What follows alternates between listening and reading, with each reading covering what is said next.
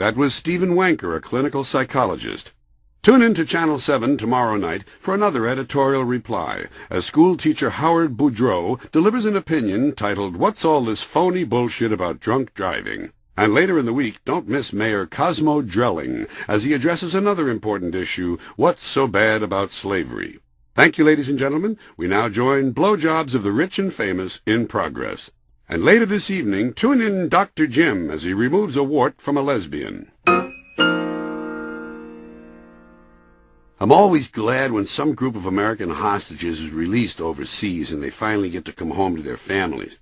I'm not glad because I particularly care about them, but because I get sick of hearing about them on TV, and I get sick of listening to their families. Jesus, did I get tired of all those whining hostage families during that bullshit in Iran in the 1970s. My husband's a hostage. The government's not doing enough. Hey, lady, if you don't want your husband to be a hostage, tell him to stay the fuck out of Iran or places like it in the first place. It's a simple thing. You don't have to be a theoretical physicist to figure it out. If you stay out of those places, you got a good chance of not becoming a hostage. And the media always refers to them as innocent Americans. Bullshit. There are no innocent Americans. And whatever they are, they're certainly not news. First thing you know, once they're back, they start writing books, one by one, and you have to endure the whole thing all over again, seeing them on every talk show, regurgitating the whole fucking boring story again. And here are some more families I'm not interested in. Astronauts' families. Who cares about these people? Astronauts' wives and children. They're not news. Keep them off TV. I don't even care about the astronauts themselves. Anal retentive robots wasting money in space. And, not incidentally, spreading our foul, grotesquely distorted DNA beyond this biosphere. I say keep the infection local. God, haven't we done enough damage on this planet? Now we're going to go somewhere else and leave our filth and garbage all over the universe? Jesus, what a fucking pack of idiots we are. Thank you. Here's a little scene between two Irish guys in New York. Boy, a lot has changed in 20 years. Yeah. Is Norton still around? Frankie? No, Jimmy. Jimmy's dead. And Frankie died at the funeral. They're both dead. What about Bobby? How's he? He's dead, too. A lot of them are dead. What was the other Norton kid's name? Tommy? Is he dead? No, Tommy's not dead. Thank God for that. He's dying. Jeez, his mother must be heartbroken. The mother was killed in a boiler explosion, blown to pieces. Jeez, I'll never forget that house the Nortons lived in, you know. Kind of a cute place with little green shutters. Hit by lightning 15 years ago, burned to the ground. All the pets were killed. Jeez, that's too bad. I remember the Nortons always liked that house because it was so close to the church. Our Lady of Perpetual Suffering? Yeah. The church is gone. Condemned by the city last year and demolished on Good Friday. So where did the neighborhood kids go to school? Most of the neighborhood kids were killed a few years ago by a rapist who worked at the grocery store. Dorians? No, Babingtons. I like Dorians. They always had good produce. Dorians collapsed 10 years ago and killed 19 customers. The entire Halloran family was decapitated at the butcher counter while they were picking out meat. Jeez, times really change. Well, life goes on. I think the warning labels on alcoholic beverages are too bland. They should be more vivid. Here are a few I'd suggest. Alcohol will turn you into the same asshole your father was. Drinking will significantly improve your chances of murdering a loved one. If you drink long enough, at some point you will vomit up the lining of your stomach. Use this product, and you may wake up in Morocco wearing a cowboy suit and tongue-kissing a transmission salesman. Men, when emptying your pockets after a night of using this product, you may come across a human finger, a wad of Turkish money, and a snapshot of a naked ex-convict named Dogmeat. The photo will be inscribed, "To Dave, my new old lady." Women, drink enough of this, and you'll spend the rest of your life raising malnourished children in a rusting trailer with a man who sleeps all day, except for the rapes. Newspaper death notices could also be written more honestly. Have you seen the lies they print?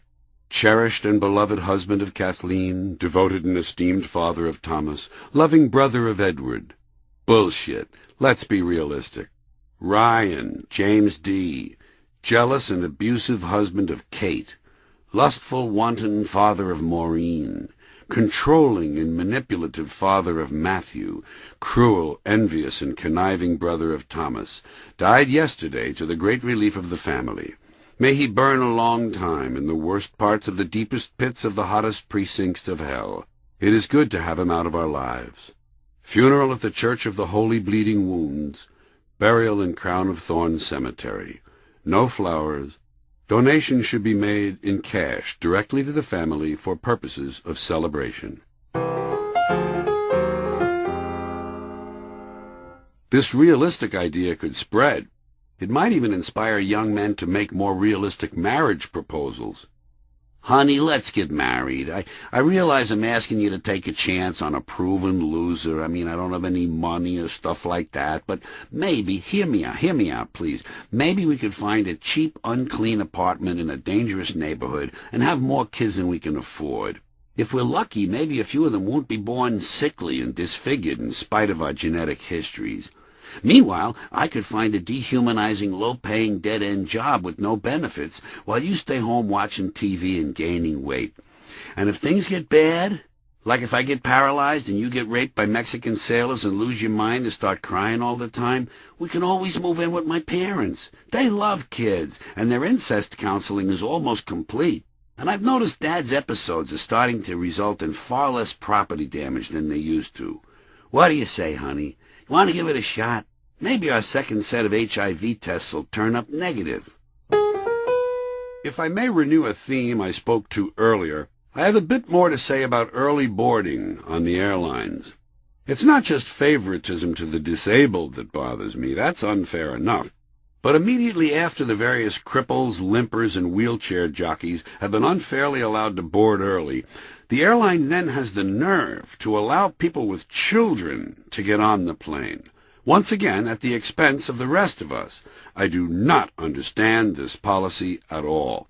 Why should people board early simply because they have children? What's so special about having kids? After all, a lot of kids are accidents. Many people wind up with children simply because they're unlucky. Is that something we should be rewarding? I don't think being careless in bed should qualify someone for special treatment on an airplane. And by the way, as with the devious methods of the cane and crutch crowd mentioned earlier, I think there are some couples who bring their kids along on a trip solely for the purpose of early boarding. What other reason would you have for including kids on a trip? Enjoyment? Hardly. In fact, and this may seem extreme to some, it's my conviction that there are some couples who have intentionally gotten married and had families specifically for the purpose of getting on the plane early. I know it sounds unlikely to you, but don't forget, these are cold, pragmatic, striving, yuppie boomers, unsentimental people who largely regard children as props and commodities anyway. Honey, let's have a kid so we can board planes early. Great idea, Scott. You start making a list of preschools and I'll get the lubricating jelly. Believe me, it happens more than you may think. So during this pre-flight, pre-boarding fiasco, after the crippled and the maimed have been safely strapped in, the airline people tell us they will now pre-board passengers traveling with small children.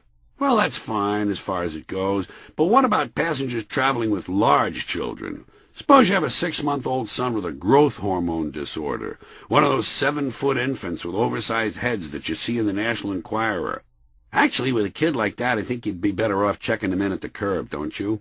He'd probably enjoy it in the luggage compartment. It's dark in there. I would imagine he's used to that. But I digress. Forgive me for indulging my weakness for flights of colorful narration. Back to the real problem, people with children on airplanes. Here's how you solve this. You make the following announcement. Ladies and gentlemen, this is a pre-boarding announcement only. We would like to address those of you who, both today and in your lives generally, find yourself burdened with needy and annoying children. We sympathize with you, but as long as you've decided to drag them along with you to Pittsburgh, we wish to minimize the inconvenience of their presence to the rest of us. Here is what is going to happen. First of all, you're getting on last, if there's room. Before that, we're going to board the full-grown humans and allow them to settle in, get comfortable, and have a drink or two. You may be standing out here for an hour or more.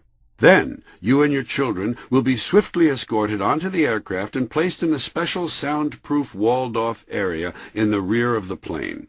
There will be standing room only.